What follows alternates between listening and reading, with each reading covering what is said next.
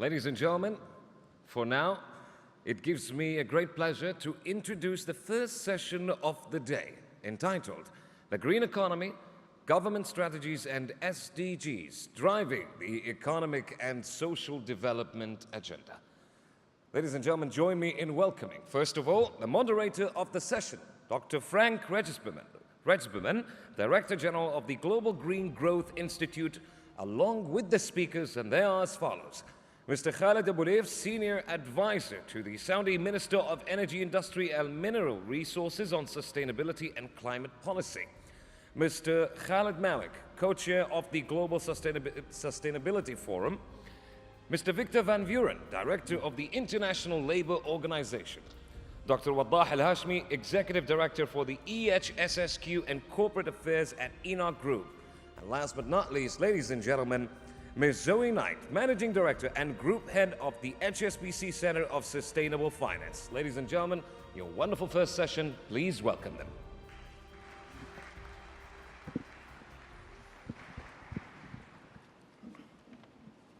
Good morning, ladies and gentlemen. We're here to bite off the tip from the first session, and let me help to set the context a little bit.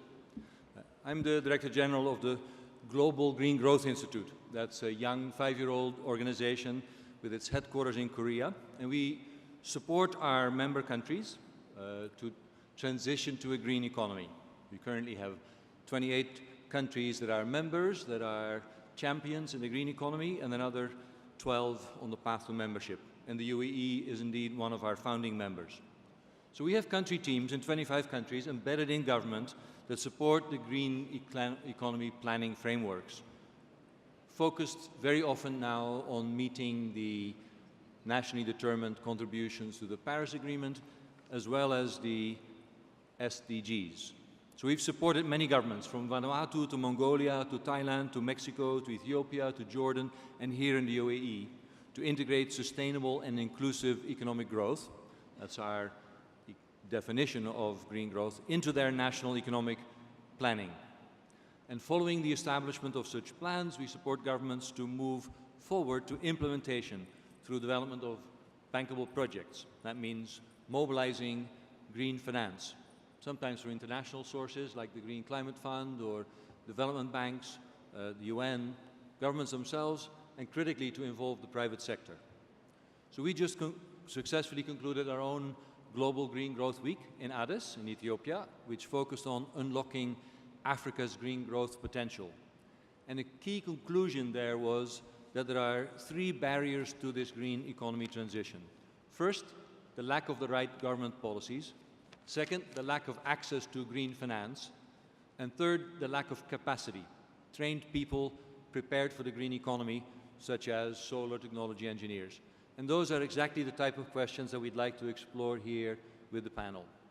So first, we have Mr. Khalid Abuleif, who is the Chief Negotiator for Saudi Arabia and the UNFCCC. And sir, you represent your government here. How can the Saudi government go about incorporating these SDGs into its policy frameworks? You have the floor. Thank you. Thank you, Frank. Well, let me start first with really thanking the organizer for this session, because I think it is an extremely important subject to look into. Now, coming back to the question, Frank, I think, Saudi Arabia, from the very beginning, looking at the climate and also the sustainability issues, we looked at the realities that we have. We had 3 important realities that we have to account for as we move forward at the global level. The first reality is that we really cannot achieve the climate change goals, as well as the Paris Agreement goals, without making sure that we really do have a sustainable development goals that are well achieved, and that the world is moving in the most sustainable manner. Without sustainable development, I don't think we will be able to reach our environmental goals in climate. So this is one reality that we always have taken into account. A second reality is that energy is at the heart of that development. So any actions that we take in transformation of energy system would have to be managed appropriately for it to really account and make the right results. A third reality that we always faced is that all credible scenarios, whether we are looking at IEA, IPCC, World Economic Council, or OPEC, we find out that fossil fuel is going to be part of the mix for a long time to come in the future. Now, these three realities, as a matter of fact, looking at a regional challenge that this region have, which is basically the energy, water, food nexus that we have, and looking at, how abundant the energy is, since this region is one of the largest hydrocarbon energy, as well as the scarcity of water and food. Taking all that into account, I think it was a great challenge for the kingdom to come up with a sustainable way forward. And finally, I think we managed to come up with Vision 2030 as a vision or a guideline that would really bring in both the climate goals as well as the sustainable development goals together in taking this path forward. Now, Frank, just coming back to this question of sustainability. We've looked at the basics of, this is how we looked at it in a way that would really help move the green concepts back home, is that when you look at climate change, we're really looking at emission. As long as we can manage to keep emission from going into the atmosphere in a very sustainable manner, as well as in a permanent manner, I think we will be, achieving that objective. So from that point of view, we looked at how we should address clean finance. For example, in Saudi Arabia, we really do see that green finance not only include non-fossil energy, but it also include fossil energy, but looking only at the incremental cost or incremental systems that would bring in fossil fuel to be sustainable. For example, CCUS, carbon capture, utilization, and storage, is a technology that would really bring fossil fuel into sustainability, since it will remove CO2 away from the atmosphere. In this region, Frank, we have seen this before. I mean, it's not the first time we have faced with such a challenge. I remember back in the 60s, and yes, of course, I was extremely young, hopefully, at that time. But looking at the 60s, gas was a problem. And we used to, flare so much in this region that really gas was a big problem and a waste. But we really did manage gas. I think we find technologies that took the gas and transform it from a waste into value. And then by building, all these petrochemical cities and chemical cities, we've taken the gas and we have managed to do that. Now, the challenge that this region have, can we do the same thing with CO2? Yeah. And I think that's the question that we really need to address as we move forward. Thank you. I think you've provided a good perspective on, indeed, the specific challenges of the region. And indeed, you've touched upon it already. I mean, this is a region where the economy is based on hydrocarbons. You've shared your view that fossil fuels will be part of the mix for a long time. But we are in a disruption, of course. Coal is definitely phasing out very quickly.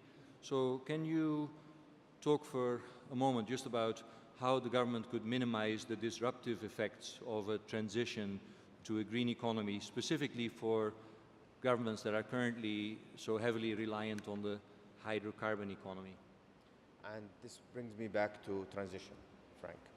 I think managing a transformation, whether in energy or on the economy, I think it's going to be an extremely important aspect. We believe that at the heart of this is technology and how we can make sure that R&D are well established in the direction of really making hydrocarbons climate-friendly fuel as we move forward in the future. Thank you. We are fortunate that we also have a representative from an oil company from the Emirates, from ENOC, to Waddah. You're right in the middle of this debate, of course. So can you tell us a bit how important the same debate is, how corporate governance can ensure that we have a successful green economy framework in place as well? Assalamu alaikum, bismillah ar-Rahman ar-Rahim. Thank you, Frank. I think, you know, when we look at what's been happening in the world in the last 10, 20 years, there's been a huge move towards, you know, understanding more, I think, with the appreciation that the impact that business has on the environment, that we really need to look at, you know, sustainable profitability of organizations, sustainable existence of organizations in the long run, be they, you know, not-for-profit, non-profit or profit-making organizations.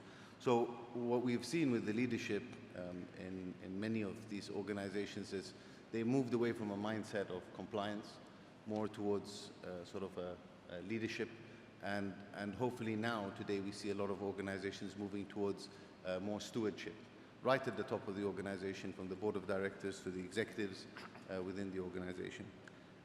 This is what we see as strategic sustained growth in the future, because if we think about it today, I mean, even the oil and gas business, the sort of conventional oil and gas business is moving in a different way. The energy sector is moving, it's reinventing itself in certain areas. We've seen that in, for example, transportation and mobility. There's a real reinvention of the business models. And thus it's very important for us to have and concentrate on discontinuous sort of innovation as much as it is on innovation itself, or continuous sort of innovation.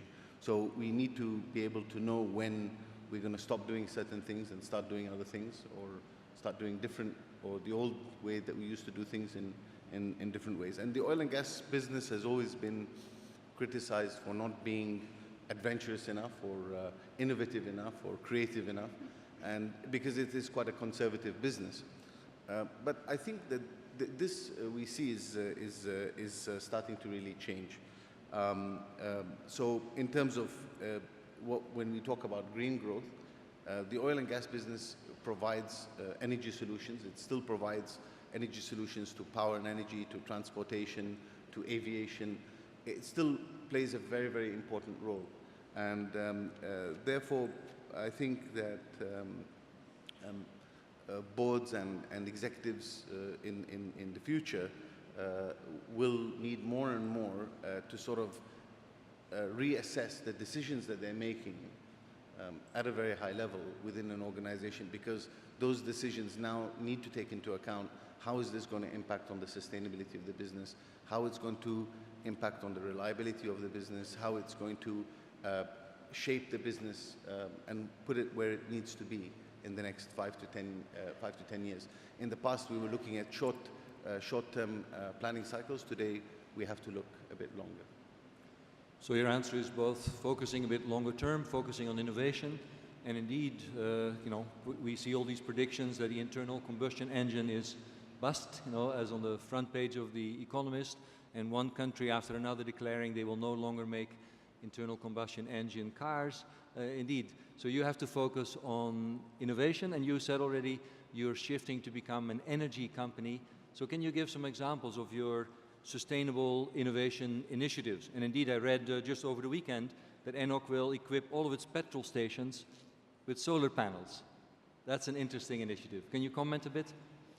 Yes, I mean, before I comment on the initiative, I just want to explain how we operate our initiatives. You know, all our initiatives, especially on the sustainability initiatives today, are based on our materiality assessments that we have done with all our stakeholders, both internal and external, in the past 9 months.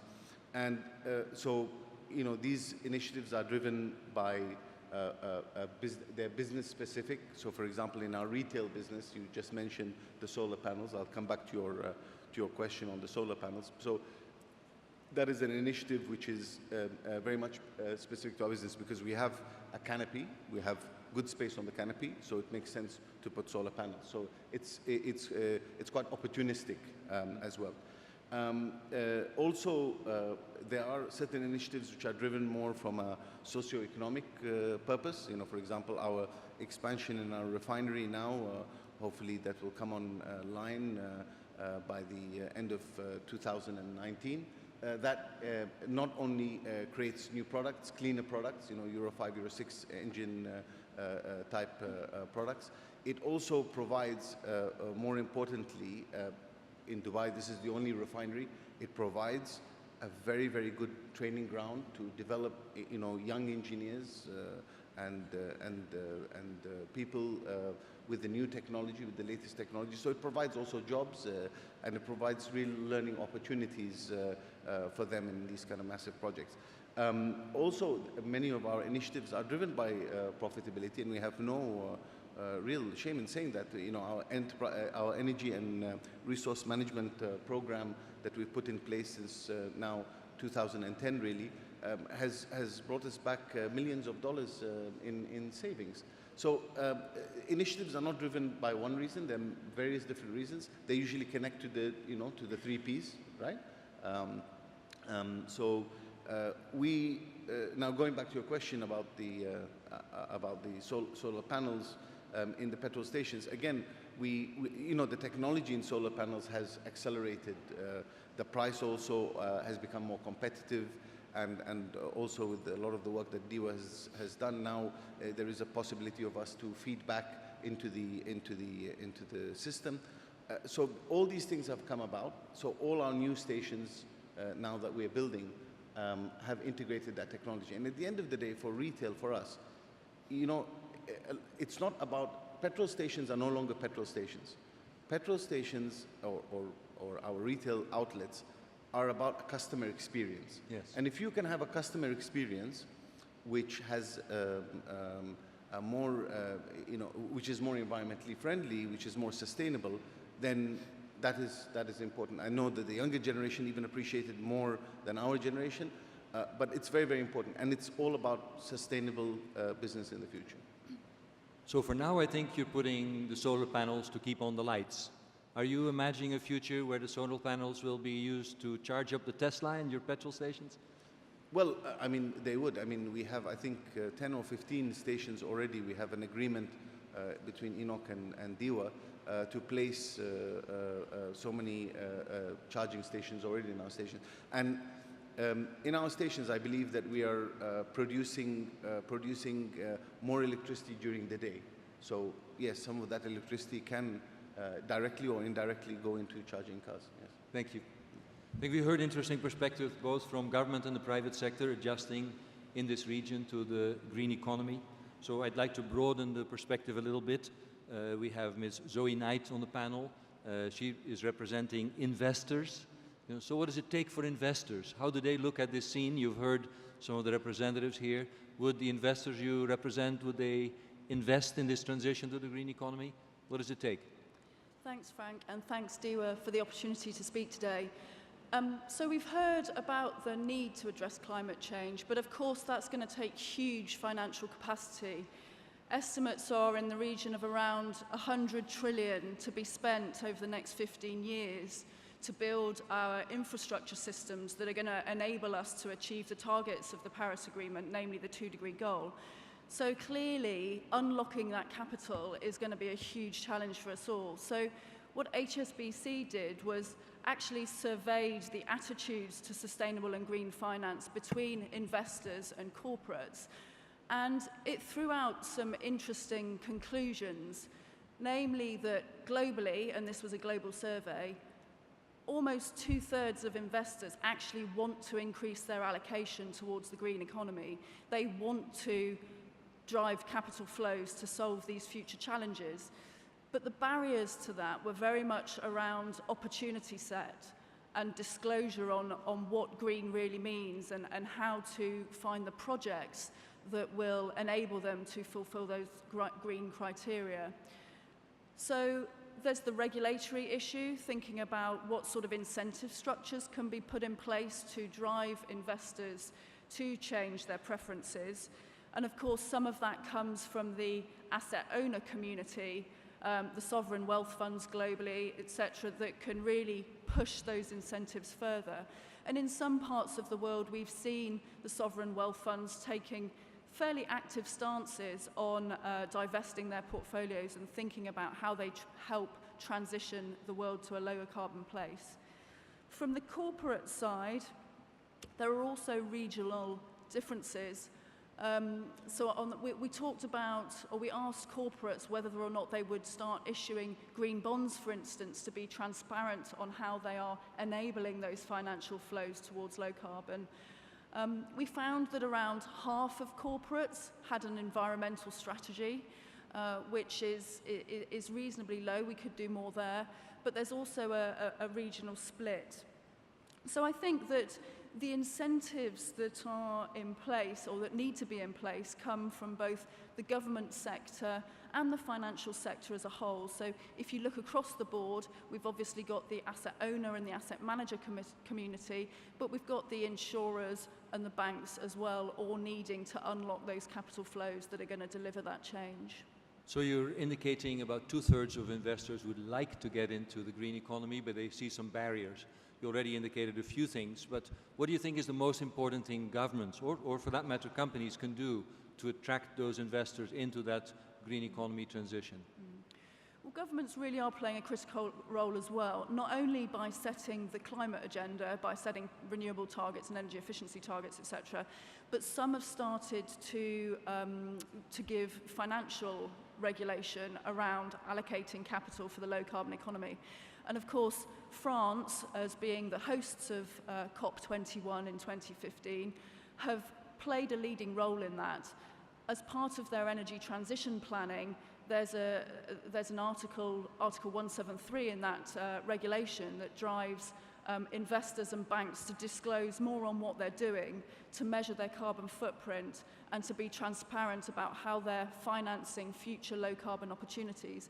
And that regulation has been a real milestone moment for the financial community, because what it does, it enables us to move away from the abstract thinking of how a Paris deal might be implemented into we can disclose, track and monitor how the financial flows will be moving. So it's interesting that they did that, as they married the financial sector with the energy sector in order to plan for the low carbon future. And I think many governments are looking at that model and thinking about how they can replicate that. Thank you, Zoe. I think I'd like to ask Vic van Vuuren. He works for the UN, for ILO. You work with a lot of governments. You've heard a number of examples from the region and from investors. Can you give us some more examples of governments that are successfully incorporating the NDCs and SDGs in their policy frameworks?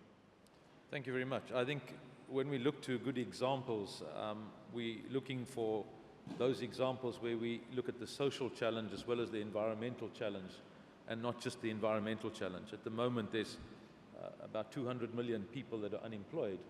So governments that are just looking at a singular-driven environmental policy are not the examples we're looking for. It's that holistic approach.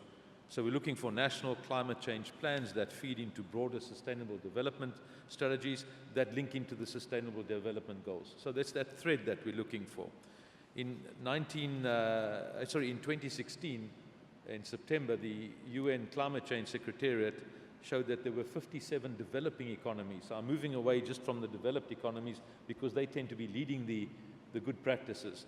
But when I look at the developed economies, we're finding that 57 of them had initiated processes to formulate national action plans. And of these, I give good examples of Burkina Faso, Cameroon, Brazil are some of the good examples of what has come out of this process.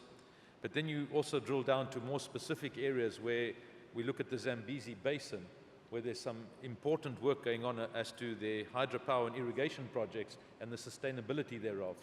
And when one moves into the energy sector, you'll find that the Indonesian Minister of Energy has recently said that they will no longer approve new coal-fired power stations on the island of Java. That has huge implications of how they're going to invest into renewable energy. And so these are the examples that one can find are setting the pace as to how one can move forward. The Indian government, after the COP21, took on the mantle of being the hub for solar energy. And so we find the International Solar Alliance is now based in Delhi. And on a recent trip, I met with the government to see how can we roll this out as best practice scenarios in terms of how they're developing solar alliances into the developed economies. Morocco has a commitment to fossil fuel subsidy, subsidy reform, and that is going to contribute to 6.6 reduction from BAU emissions in 2030. So once again, we have another good example that one can look to. But one mustn't forget about the importance of the private sector and the business initiatives. So we're looking also for examples of public-private sector partnerships. And a good example of this is the Tropical Forest Alliance 2020, which is a public-private partnership that seeks to stop commodity-driven deforestation. So what we have is a lot of policy making, good policies. The next step now is how do these policies get implemented? And so it's very fine to have these policies and good examples, but now we need to find more examples of best practice of implementation thereof. Thank you, Vic. And of course, you have a good reminder that when we speak about the green economy, often it sounds like this is all about environmental issues alone, but this is also about employment, this is also about inclusive growth. And indeed, for us, the definition of a green economy, the definition of green growth is both sustainable and inclusive.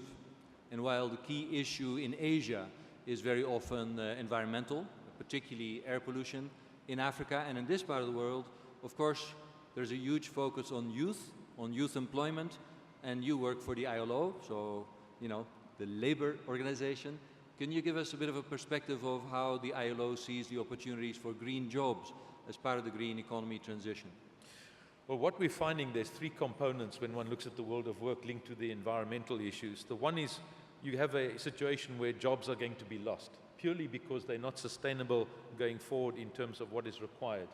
And how do you deal with communities and employees that are going to lose jobs when you close down a mine, for example? In the Philippines, they've just decided to close down a number of mines, but the time frame that they're going to close them down in is leaving a whole community and society unemployed and without any means of income.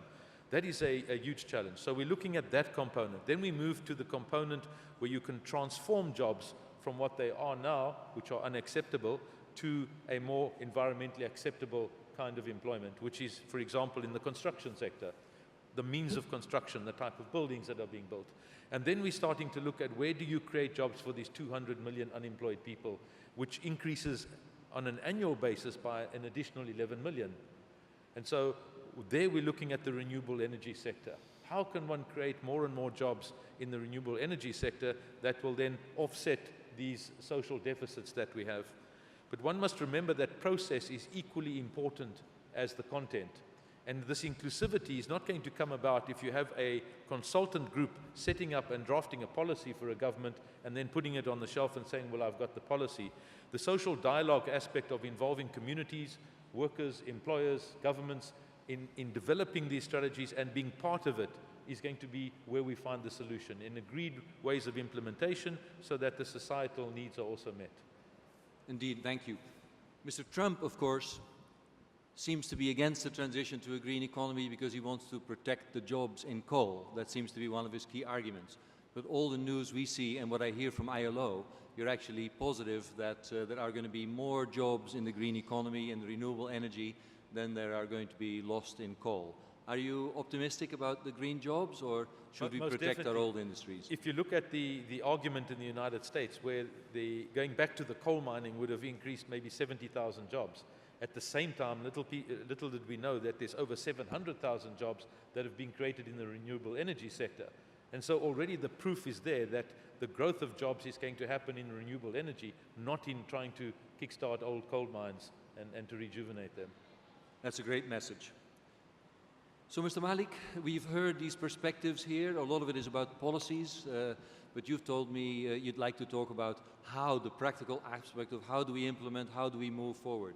So, can you tell us a bit how you see that? Thank you, Frank, and good morning to everyone. Great pleasure to be here in Dubai. In some ways, the Paris Accords and the 2030 Development Agenda constitute the what, the global framework for all of us, and how we align ourselves to that. The real challenge, as many of the speakers have talked about, is how to actually do it. How do you actually move forward? And I'm very pleased that my ILO colleague highlighted some of the interrelations between the economics and the social and the environment. There are actually two defining characteristics of the Sustainable Development Goals. One, for the first time, is universal. Every country has an obligation to report and do something about it. Second, and that tends to be forgotten a bit, they're interconnected. Economics, social, and environment are fundamentally connected. But the reality is that it's very difficult to know how to practice that. If you're a finance minister, you rarely think of the environment, and certainly don't think much of the social aspects of development. And we have found out from our own experience, and there's tremendous evidence that if you do not look after people, the people do not look after the environment and the economy. There's an early outlier 2 decades ago, even before all these SDGs. And Costa Rica is a very interesting example.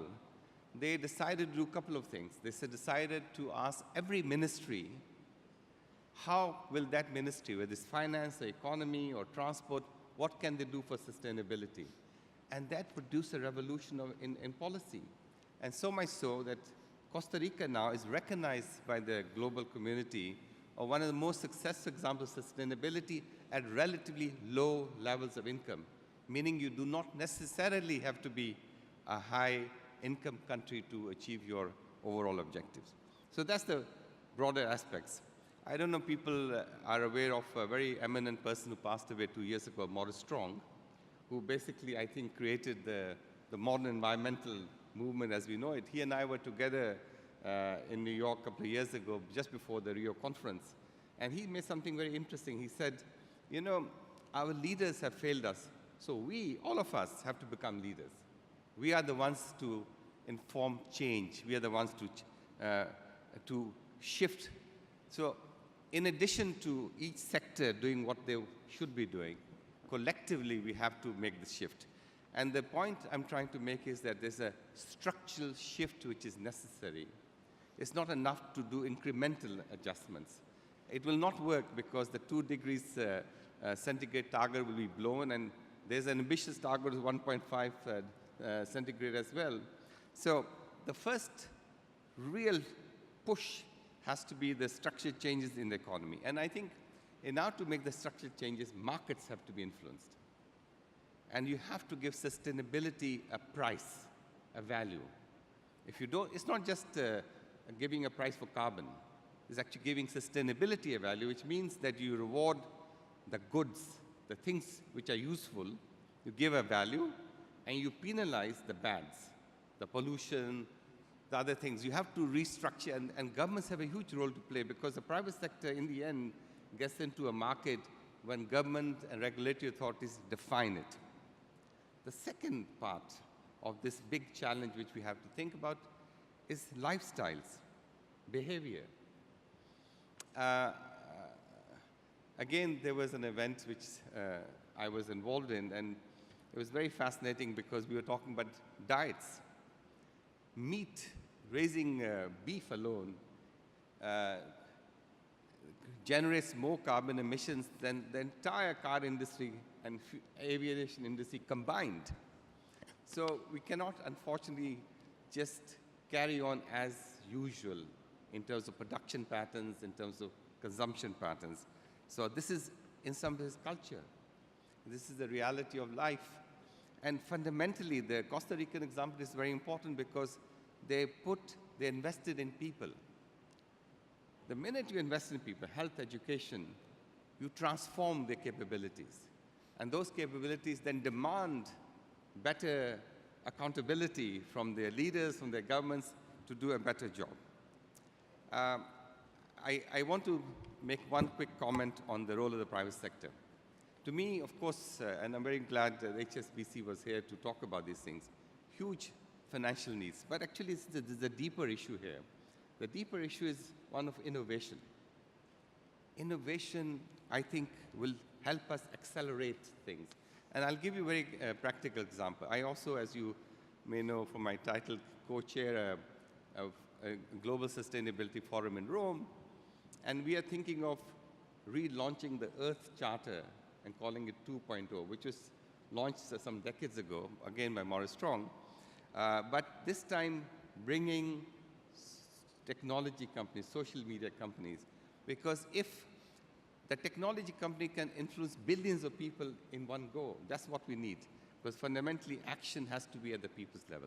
I'll stop at this point. Thank you. Thank you, Mr. Malik. And thank you for bringing up the importance of investing in people. With that, I think we've talked about the three issues that I've also brought up at the beginning. Government policies are important, finance is important, and capacity building, investing in people is important. And you've talked about the deep structural change that is needed. And Dr. Waddah, I saw you go to the tip of your chair. Looked like you were ready to respond. Are you, do you want to have a follow-up? Do you want to come back or follow up to what you've heard in the panel? No, not really. I think the only thing I would say, I would, very much strongly support this because when we started looking at even at a corporate even level or at a business level, when we talked about environment in the past, it was about, as I said, all about compliance with the rules and regulations. Then as we progressed further, we started seeing that there was actually a very good, both financial and non-financial benefit behind being more sustainable, being more green, being more environmentally friendly. But today, I think it's even a question of, for businesses in the next 5-10 years, it's a question of survival, It is really a question of, are you going to exist in another 10 years if you're not green enough? So I agree very much. I mean, unless we restructure, the whole market and the way that we do things, it will be extremely difficult to see how otherwise that's going to happen. I mean, we tried the CDM was a very good initiative and things like that. But we've seen it in itself as a mechanism of sustainability in itself not sustaining itself. Yeah. So yes. We have to reinvent ourselves again, right? Yes, I think you made an extremely important remark.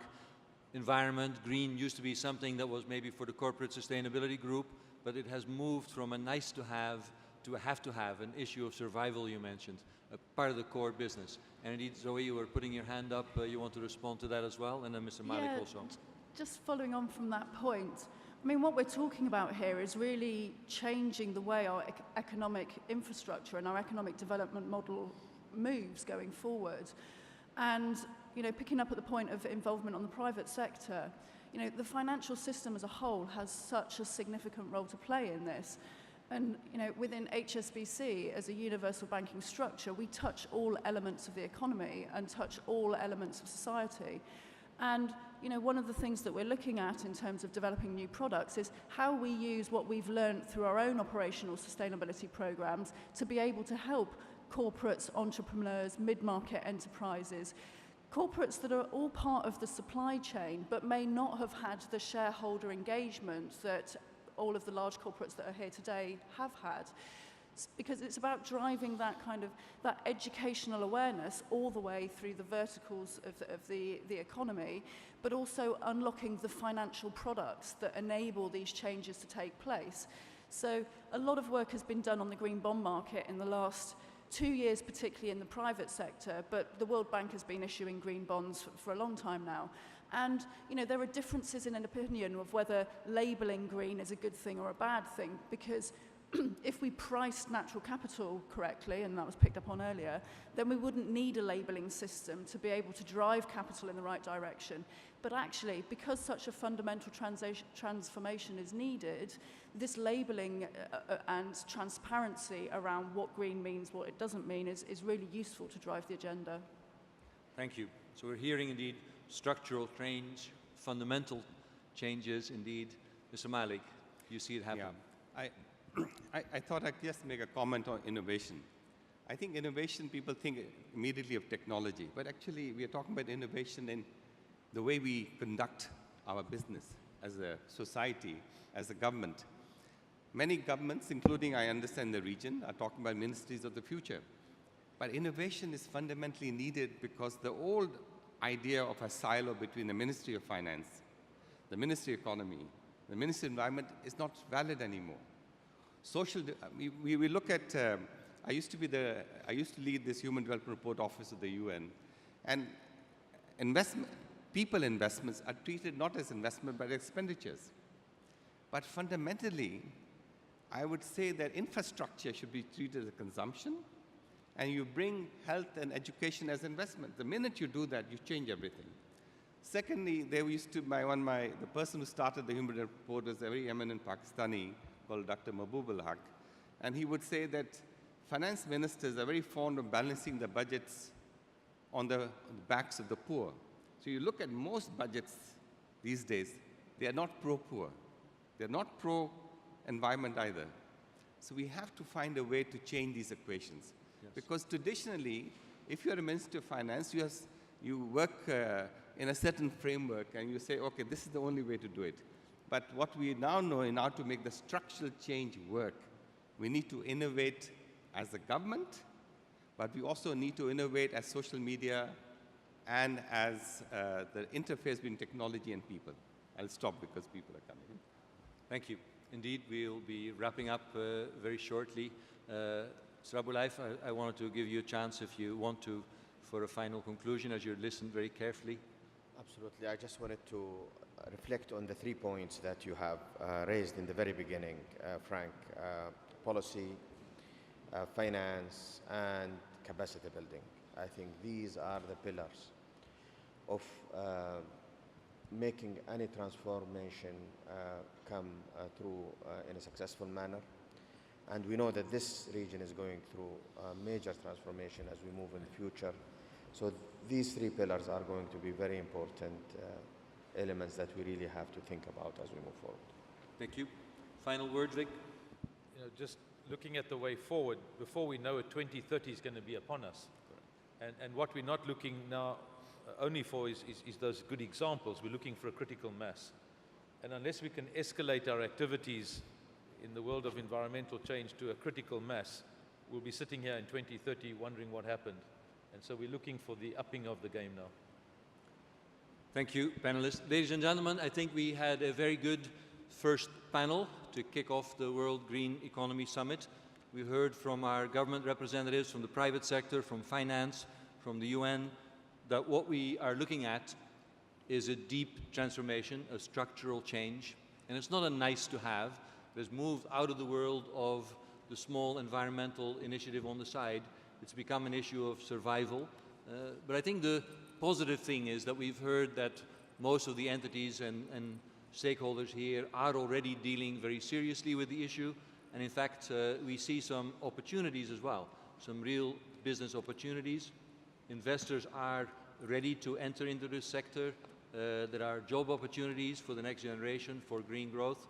So I think, by and large, the conclusion I see is quite an optimistic, quite a positive one, where people are coming together to tackle this transition to a green economy. With that, I'd like to thank our speakers for this first panel and the audience for your attention. Thank you.